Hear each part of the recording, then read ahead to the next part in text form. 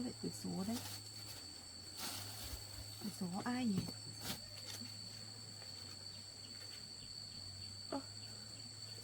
Đây là nhật ký của mẹ mà.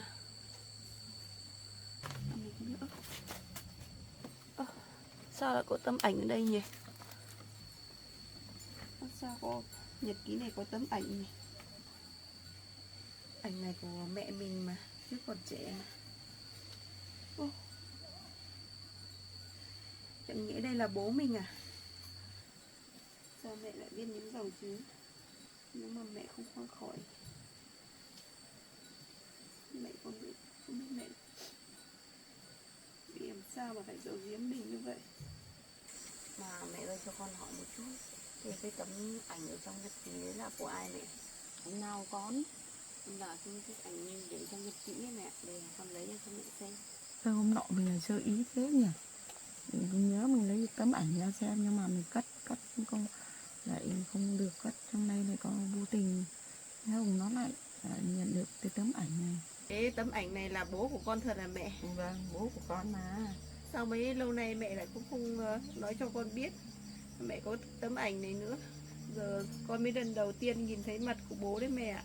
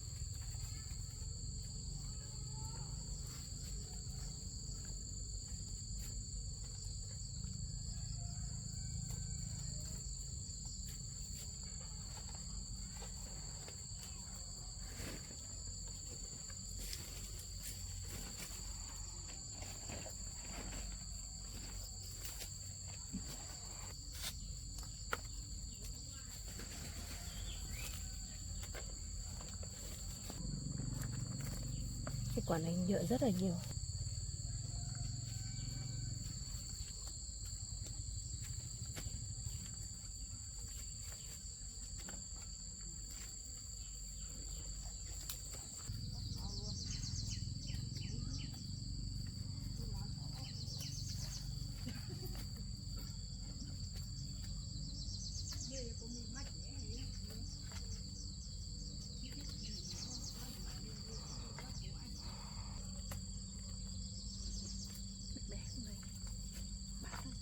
Hôm nay phiên chợ nữa.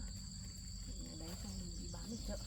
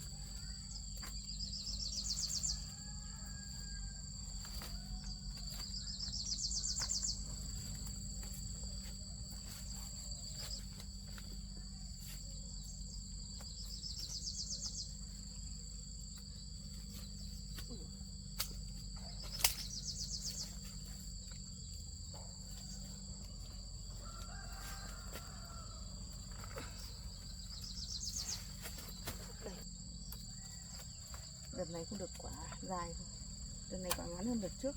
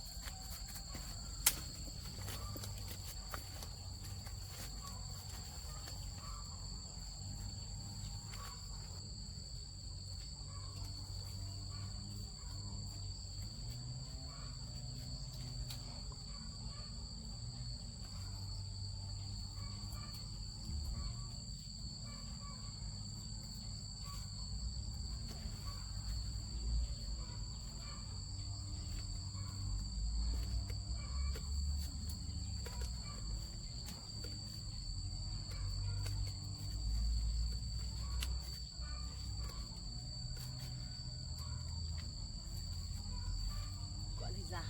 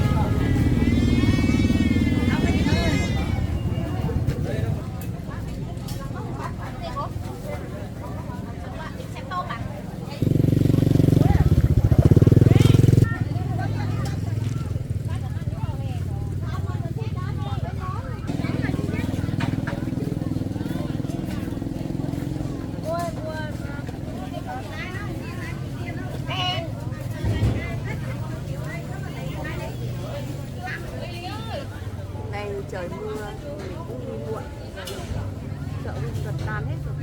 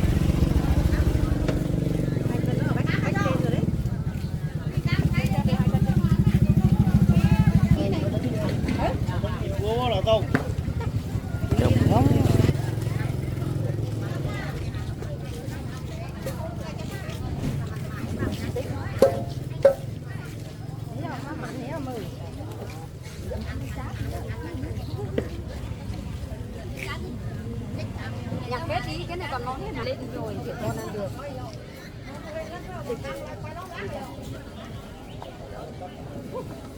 Dưới 2 cân không? 2 cân rồi chú ạ. Lấy cho một thả nữa cho một cân nữa. Thả đi tao mất thử nữa.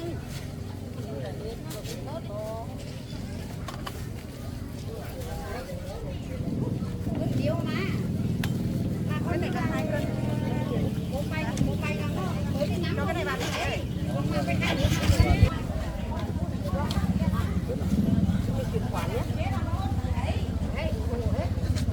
Và cái bên trên hết.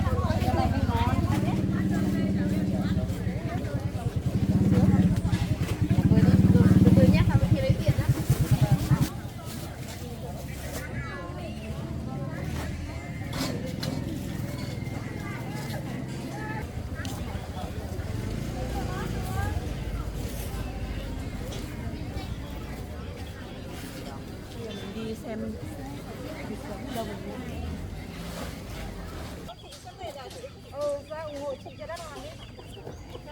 Xem vịt. Bầu biển đó 17.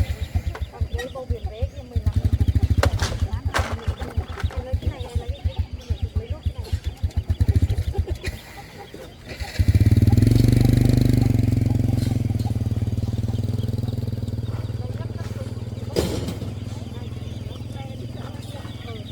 Đây còn lấy nốt nhé. Xe ấy ấy. Này chị đi xe máy, chị có đi xe ô tô đâu mà không có. Có hàng đâu? Hàng đâu còn rồi. Con cá phải như nào thì À, ngàn cái thì bây giờ ngon thì phân biệt con cái. Cái thì cái thì nó thật như nhau mà.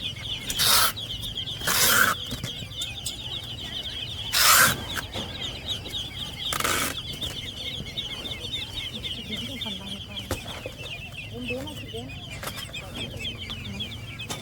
Còn nó nặng.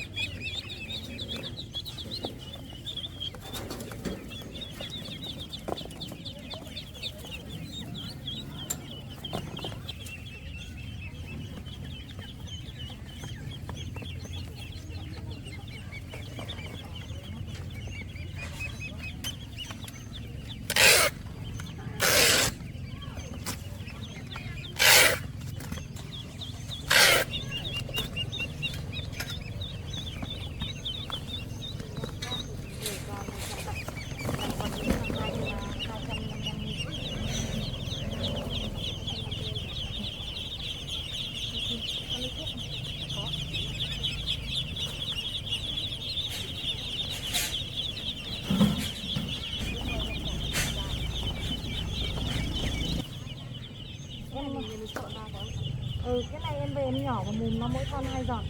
Cái này chuột cám, cái này chuột lẫn vào cho nó ăn cho nó khỏe. cái này chụp lấn vào nước à? Chuột lẫn nước vào hay là vào cám.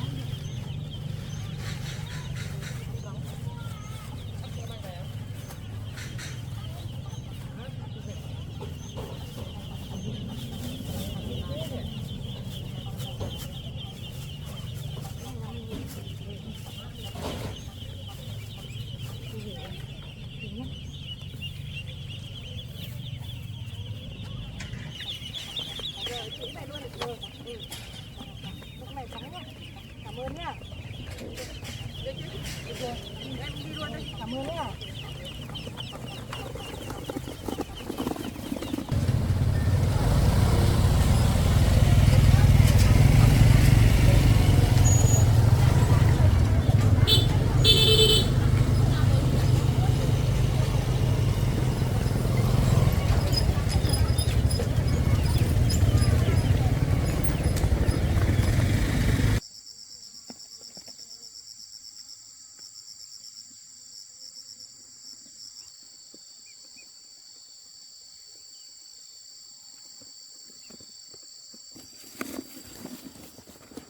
Trơn này mình không lấy xe xuống, mình để xe trên cơ quan đi.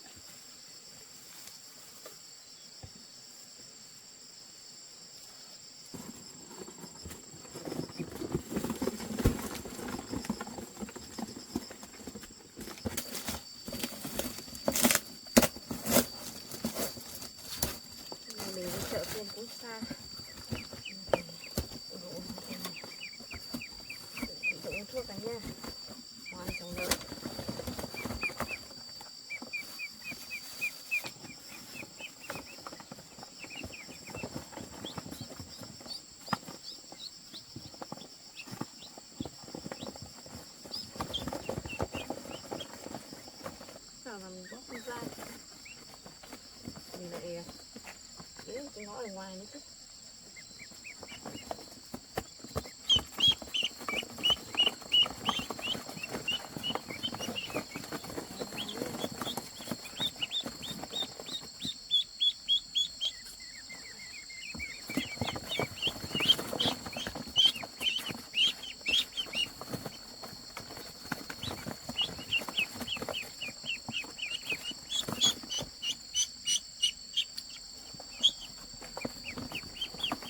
Thuốc cho em khỏe.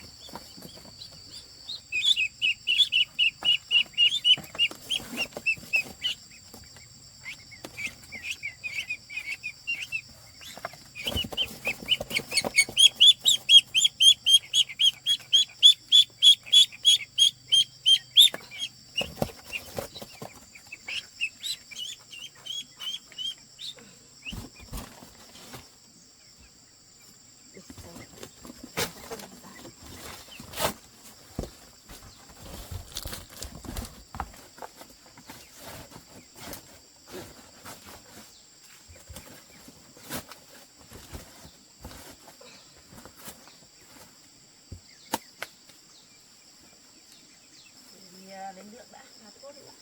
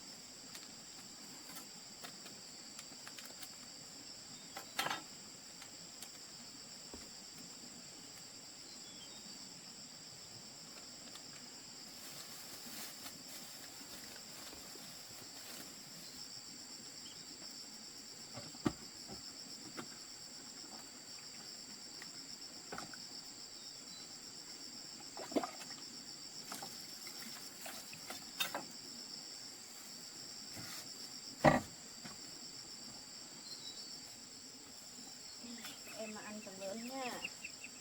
Nước đây, đủ ăn nước lắm rồi. Để cho nó uống nước đã. Từ này cho nó ăn, cho nó ăn vội rồi. Nó đang đi nắng về nữa. Ăn sốc.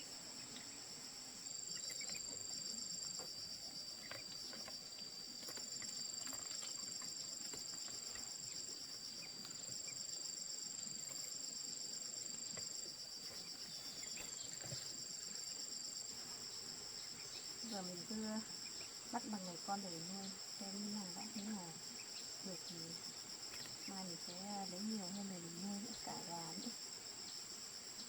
Bây giờ mình cứ cho nước trước đã, mình cho nó ăn sau.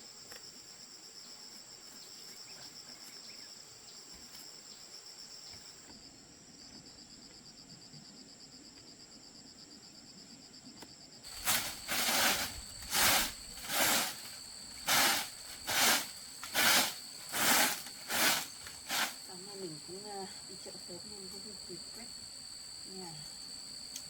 Không biết bao giờ mình mới làm được cái nền đấy.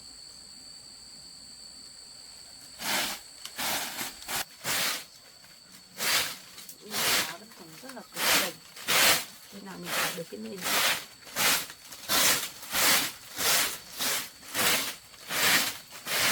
Cho vào mưa nữa.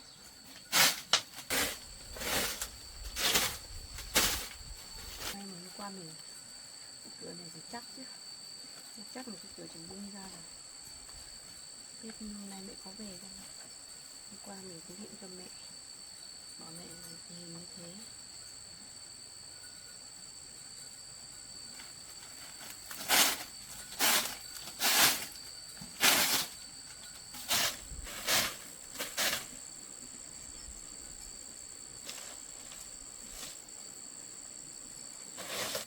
Hôm qua gió rất là to.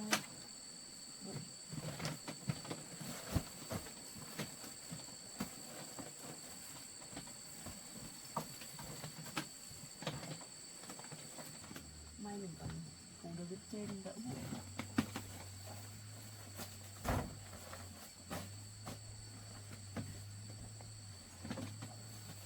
Sáng nay mình đi gấp vào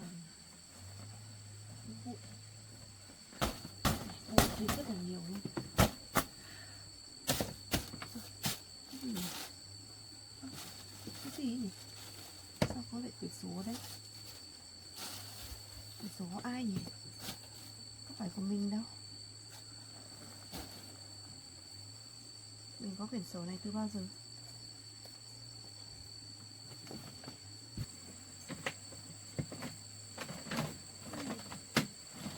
Mình có quyển sổ ở đây mà. Mình có sổ này đâu.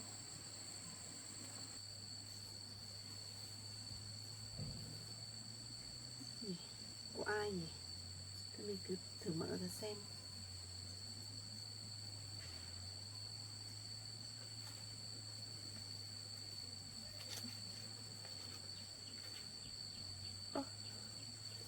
Đây là nhật ký của mẹ mà.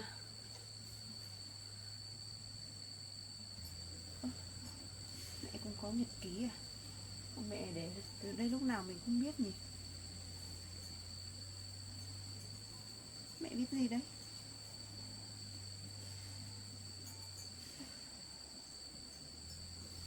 Ô, mẹ bị làm sao nhỉ? Sao mẹ lại viết những dòng chữ như vậy?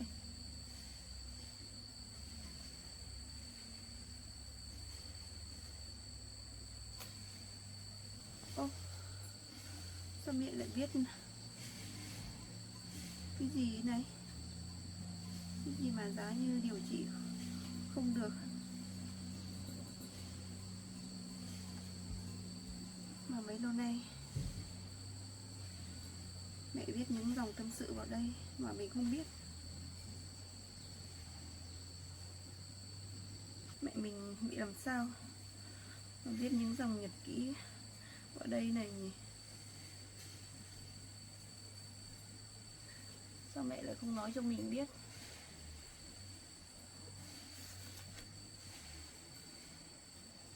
Đúng là chữ của mẹ mà. Mấy lâu nay mẹ giấu mình.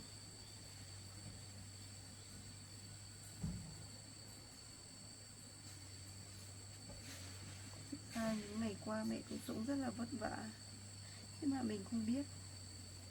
Trước đây mình còn trách mẹ nữa.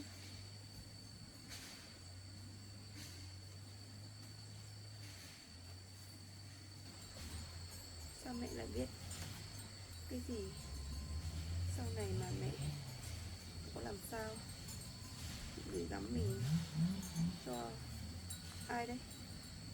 Tên người này là ai vậy?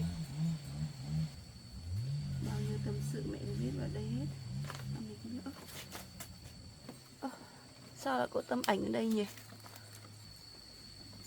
Sao có nhật ký này có tấm ảnh nhỉ? Ô,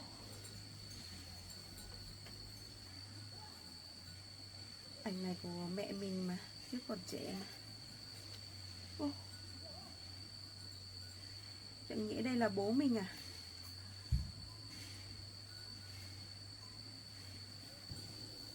Sao mẹ có tấm ảnh này mẹ cũng không cho mình biết nhỉ? Chẳng nghĩa đây là ảnh của mẹ mình với bố mình trước cưới nhau, họ cũng chụp chung với nhau à? Sao mẹ cũng không nói cho mình biết nhỉ? Chẳng mẹ mấy lâu nay mẹ cũng luôn nhớ bố, mẹ cũng không dám nói cho mình biết. Người trong ảnh này chính là bố mình rồi.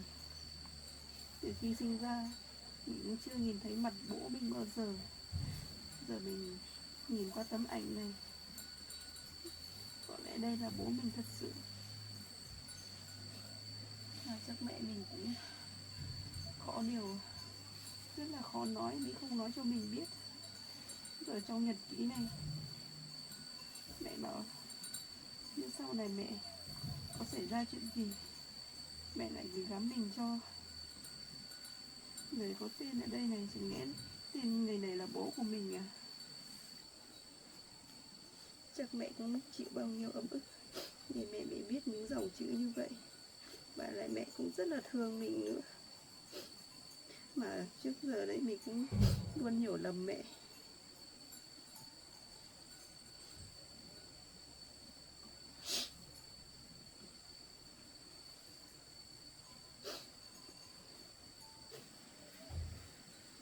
Sao mẹ lại biết những dòng chữ nếu mà mẹ không qua khỏi? Mẹ không biết mẹ vì làm sao mà phải giấu giếm mình như vậy. Một lần mình hỏi mẹ bảo không sao. Khi mẹ mình về mình phải hỏi cho nó rõ ràng mới được. Và lại người trong tấm ảnh này có phải là bố của mình không? Thật sự mình cũng rất là nhớ bố. Cũng mong rằng một ngày nào đó mình sẽ gặp lại bố của mình. Và lại mấy năm nay người bố của mình cũng chỉ ở trong ký ức của mình thôi. Chỉ ở trong ký ức của mình thôi. Chứ mình cũng chưa gặp mặt bố mình bao giờ. Thế đây là bố của mình thật sự. Mẹ mới luôn mang theo bên mình. Và ở trong cái quyển sổ này. Thế mà mấy lâu nay mình lại không biết.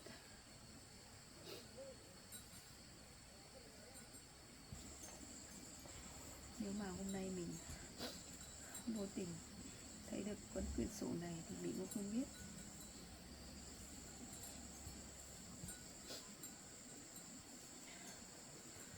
Chắc tí mẹ mình về mình phải hỏi rõ mới được. Mà hôm qua mình cũng điện cho mẹ. Và hôm nay mẹ về. Mà giờ cũng chưa thấy mẹ về. Chắc mẹ cũng sắp về. Thôi mình cứ điện cho mẹ xem. Thôi mà mình sẽ đi đón mẹ. Về hỏi rõ sự việc đầu đuôi như thế nào. Chứ như này mình cũng rất là lo lắng. Và lại cũng không biết. Và lại mình cũng không biết về tấm ảnh này có phải thật sự là bố của mình không. Đợi mẹ về mình hỏi rõ ràng xem. Và lại mẹ viết những dòng chữ như này mình cũng không thể kìm được nước mắt.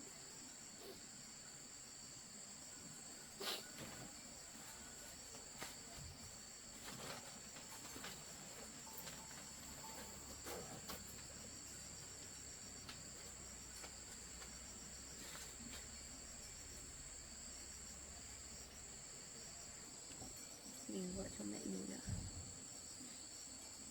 Chắc giờ là mẹ mình sắp về rồi. Nếu mà mẹ về mình sẽ đi đón mẹ.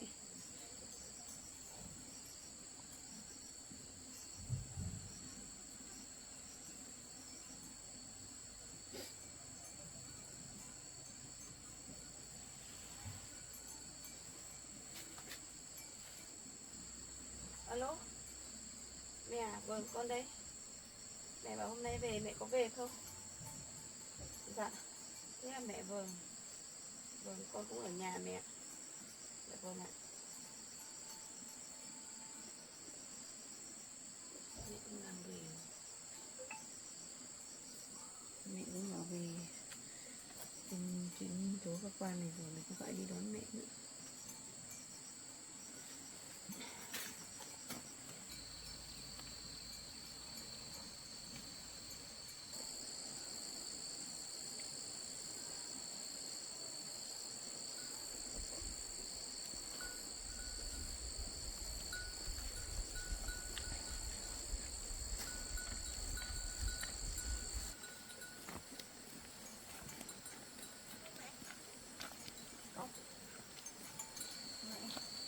Con vừa làm gì đấy?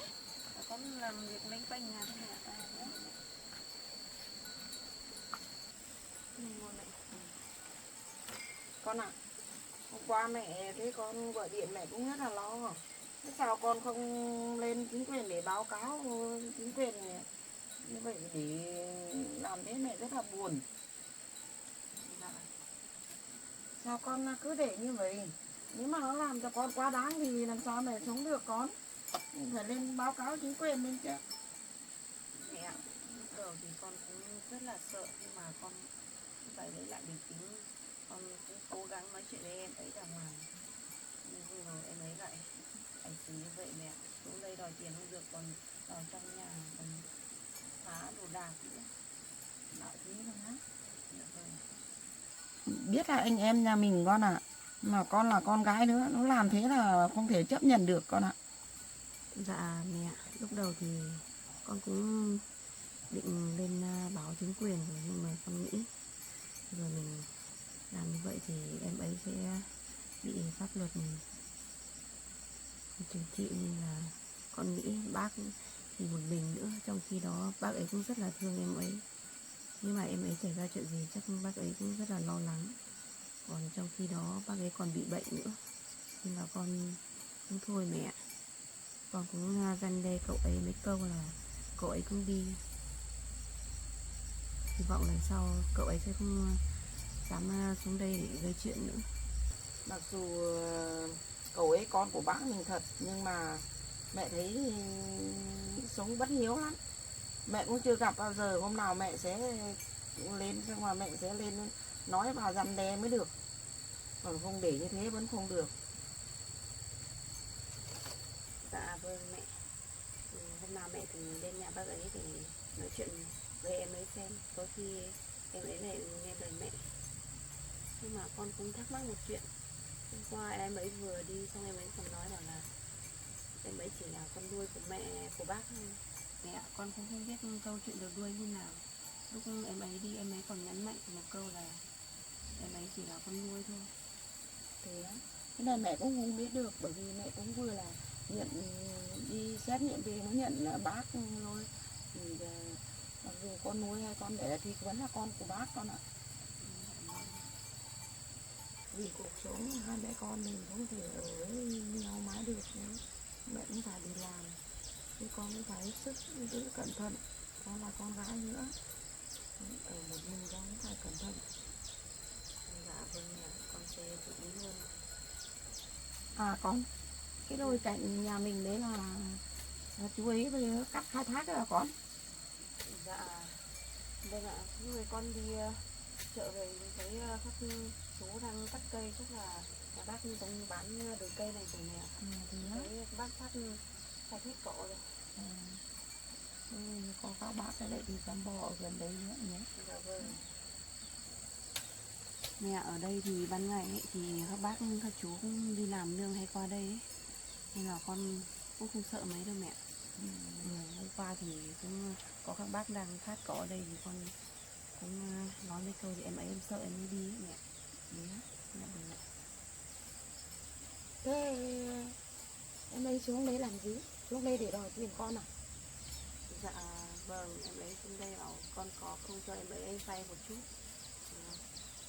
Con cũng nói với em ấy rồi, bảo nhà mình cũng dồn để trả nợ hết rồi không có. Em ấy bảo là xin về cho mẹ bác mua thuốc. Con cũng bảo là hôm nọ cũng mua cho bác ấy, bây giờ vẫn còn. Thì em ấy cũng giận lặng rồi, mẹ em ấy còn quát con nữa. Lại như thế nữa. Con cũng không tin là con cũng không cho đâu mẹ, cho em ấy lại đi chơi bời hết. Con ạ, thế con kể như thế, từ giờ ấy con gặp anh ấy con cứ tránh xa ra. Nếu mà lúc nào mình có tiền hoặc là mình chỉ cần giúp bác là không, đừng cho tiền anh ấy lại đi chơi bời rồi lại vào con đường nghiện ngập các thứ thì không cho được đâu con ạ. Dạ vâng, con không nghĩ đến chuyện đấy thì con cũng không cho mẹ. À con, thế lúc nãy mẹ thì đến cơ quan mẹ thấy con gọi điện cho mẹ. Thế sao giọng con như kiểu buồn buồn nên muốn khóc cái con, có việc gì cơ? Mẹ ơi, con hỏi mẹ một chút được không ạ? Ừ. Mẹ có chuyện giấu con phải không mẹ? Đâu, mẹ có việc gì giấu con đâu. Thế con hôm nay con làm sao vậy? Sao lại gọi mẹ những câu ngạc nhiên như vậy? Nhìn con là cảm thấy buồn buồn. Mẹ, nếu mà mẹ có chuyện gì ấy, mẹ đừng có giấu con. Có gì mẹ cứ nói cho con biết, hay mẹ con cùng san sẻ chứ. Sao mẹ lại giấu con những chuyện như vậy? Có chuyện gì con? Sao hôm nay con lại nói với mẹ những giọng như thế? Mẹ có giấu con chuyện gì đâu. Mẹ, Sao mẹ ốm mẹ lại không nói cho con biết? Sao mẹ phải giấu con làm gì? Đâu mẹ có bệnh gì đâu con, giấu con cái gì. Lâu lâu trái gió giữa trời thì mẹ là đau xương đau khớp là có gì đâu con. Con không phải lo, không phải nghĩ gì đâu mà. Thế sao hôm nay mẹ thấy con khác, sao con cứ hỏi đi hỏi về như thế con? Dạ mẹ, con nay thì cũng dọn dẹp nhà thì tôi vô tình nhìn thấy cái nhật ký của mẹ. Con không được thôi được cho mẹ cho phép, nhưng mà con lại lấy nhật ký của mẹ ra đọc rồi mẹ. Cái gì? Hôm nay con lại thấy quyển nhật ký của mẹ á? Mẹ có viết gì đâu. Hôm nọ mẹ cũng để quên ở trên này. Thế hôm nay con vô tình con đọc được á? Dạ vâng, con không ngờ là gọi cho mẹ trước, con không tự ý con đọc nhật ký của mẹ. Ôi con, mẹ có viết cái gì đâu. Con cứ nghĩ cho mẹ này. Mẹ chỉ viết linh tinh một chút thôi mà. Làm gì mà con phải lo, phải nghĩ nhiều. Mẹ, lúc ấy con cũng đọc rồi, mẹ cũng không thể biết lung tung như thế được. Giờ con nói như vậy sao mẹ đã phớt lờ con? Nếu mà mẹ có bệnh thật thì mẹ cũng bảo con chứ, để con đưa mẹ đi khám chứ. Mẹ lại giấu con nữa.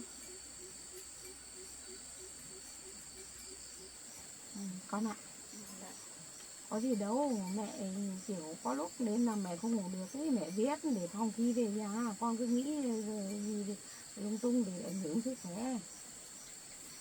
Dạ. Mà mẹ ơi cho con hỏi một chút, thì cái tấm ảnh ở trong nhật ký đấy là của ai mẹ? Ảnh nào con? Là cái ảnh để trong nhật ký ấy mẹ, để con lấy ra cho mẹ xem.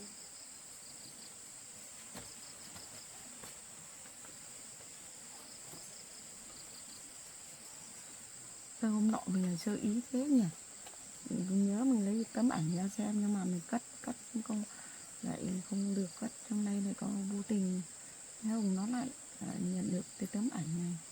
Tấm ảnh đấy mình vừa viết quyển nhật ký xong rồi kẹp ở cái quyển nhật ký đấy. Lâu lâu mình nhớ mình lấy ra xem, vô tình cũng không được cất ngay con.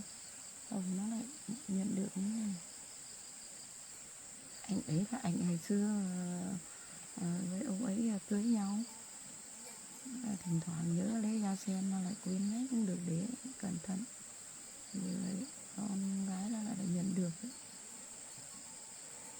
Hôm nay vô tình con gái thấy thế mình cũng không thể giấu được, mình cũng phải nói thật cho con gái biết thôi.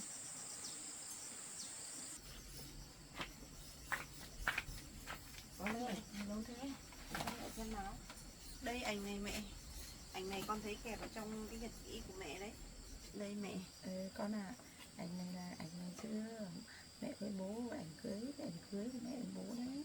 Xong rồi do hoàn cảnh đưa đẩy, xong là hai bố mẹ không ở với nhau được, mỗi người một nơi đấy, cho nên là bây giờ thì cũng không mất liên lạc hết, và không biết ở chỗ nào, mẹ không biết tin tức gì nữa. Mẹ, thế tấm ảnh này là bố của con thật à mẹ? Vâng, bố của con mà. Sao mấy lâu nay mẹ lại cũng không nói cho con biết mẹ có tấm ảnh này nữa? Giờ con mới lần đầu tiên nhìn thấy mặt của bố đấy mẹ ạ. Mẹ biết con, khi mà nhìn thấy ảnh của bố mẹ biết con rất là xúc động, nhưng mà không sao con ạ. Bởi vì là hoàn cảnh của bố mẹ không ở được với nhau, cho nên là mới dẫn đến đấy, mỗi người một nơi. Kể cả con cũng thế, khổ từ bé. Thì bây giờ là con cũng phải gì đâu con ạ. Mẹ ơi, con cũng muốn gặp mặt bố một lần xem như nào. Từ bé đến giờ thì con vẫn chưa nhìn thấy mặt bố như nào mẹ ạ. Thế mẹ ơi, mẹ cho con hỏi thì mẹ có biết bố của con hiện đang sống ở đâu không mẹ? Từ khi chia tay nhau thì mẹ cũng không nắm được tin tức đâu con ạ. Mất liên lạc và các thứ, bây giờ mẹ cũng chẳng quan tâm đâu. Không biết là bố ở chỗ nào mà lấy ai mà xây dựng gia đình, mẹ cũng không biết được tin tức đâu con ạ. Mẹ bảo không quan tâm bố, sao mẹ lại giữ cái tấm ảnh này? Đấy là kỷ niệm của ngày xưa, bố tình mẹ để con ở cái quyển nhật ký này thôi, không sao đâu con ạ. Mẹ, chắc mẹ cũng biết bố sống ở đâu không mẹ, nhưng mà biết mẹ bảo con với để con đi tìm gặp bố để hỏi bố một chút chuyện được không mẹ? Không được đâu con ạ, mẹ không cho con đi tìm đâu. Bởi vì ngày xưa bố đã bỏ mẹ con mình rồi. Bây giờ bố đã chắc là cũng có cuộc sống khác rồi. Để cho mẹ con mình xuống khổ sở như thế này, mẹ không cho con tìm đâu. Con nghĩ là chắc bố có nỗi khổ riêng nên bố mới bỏ mẹ con mình đi như vậy chứ. Lại con cũng muốn gặp bố một lần để hỏi cho rõ đầu đuôi câu chuyện như nào. Con muốn biết tại sao bố lại bỏ hai mẹ con mình đi như vậy, không lời từ biệt. Chuyện là như thế này con à, ngày xưa đấy bố mẹ cưới nhau về rồi, mà mẹ đẻ con là con gái, bà nội ấy không thích con gái đầu lòng phải không? Thế là cứ bố con ấy nghe lời mẹ, xong là coi thường mẹ và con không ra gì, xong dẫn đến là mẹ cũng không chịu được là hai vợ chồng bỏ nhau. Từ đấy là bố con cũng không quý con nữa. Bây giờ con cứ lăn năn tìm bố làm gì? Mẹ không cho con đi tìm đâu kệ. Giờ chắc bố cũng có cuộc sống riêng của bố rồi. Mẹ, không được đâu mẹ. Con cũng muốn gặp bố một lần để hỏi cho bố, để hỏi xem có phải sự thật là như vậy không, hay là bố có chuyện gì nên là không muốn nói cho mẹ biết nên bố mới bỏ đi như vậy. Bố con á, ngày xưa á, không phải là từ bà bảo con là con gái không quý nữa, xong là cuối cùng là tiêu cực, là rượu chè cờ bạc đủ kiểu. Đấy cho nên là cuộc sống của bố mẹ không ở lại với nhau là chính vì bố con đấy, cũng từ bố con mà ra. Đấy, cờ bạc rượu chè đủ các kiểu. Bây giờ con cứ bảo tìm bố làm gì, nhưng mẹ không cho tìm đâu. Mẹ, chắc là mẹ biết bố ở đâu. Con xin địa chỉ đi. Thì hôm nào con gặp bố thì con nói chuyện với bố một lần mẹ. Thực ra mẹ cũng không biết đâu con ạ. Đấy, bây giờ con cứ hỏi mẹ như thế, mẹ cũng trước là bỏ nhau đi, xong là mỗi người mỗi nơi, là từ đấy mẹ cũng chẳng liên lạc được, không biết cuộc sống của bố như thế nào, thì mẹ cũng chẳng quan tâm. Con cũng không phải đi tìm đâu con ạ. Thế mẹ nghĩ ạ. Bởi vì con ạ, cái lúc bố đi ấy, một lời từ biệt hai mẹ con mình. Đấy, từ đấy cuộc sống như thế nào mẹ cũng không biết, con cũng không phải đi tìm đâu. Dạ vâng. Lúc đầu đấy bố con bỏ đi đấy thì đấy chú con kể là bố con cũng là chơi bời cờ bạc rượu chè đủ các kiểu ấy. Thì bây giờ làm gì ở đâu mẹ cũng không biết. Rồi bây giờ con bảo cứ đi tìm của bố, là con tìm đâu ra được bố con. Biết là con vẫn nhớ bố, máu mủ của bố, nhưng mà theo mẹ thì thôi, bây giờ mình cũng hai mẹ con mình cuộc sống như thế này thì mình cũng ở như vậy thôi con ạ. Dạ vâng ạ. Thế mẹ cho con xin tấm ảnh này để làm kỷ niệm được không mẹ? Lâu lâu con nhờ bố con lấy ra xem được không mẹ? Còn cái tấm ảnh này con cầm cũng được. Còn cái quyển nhật ký này của mẹ không thể cho con cầm được. Đấy, con cứ giữ để lúc nào nhớ.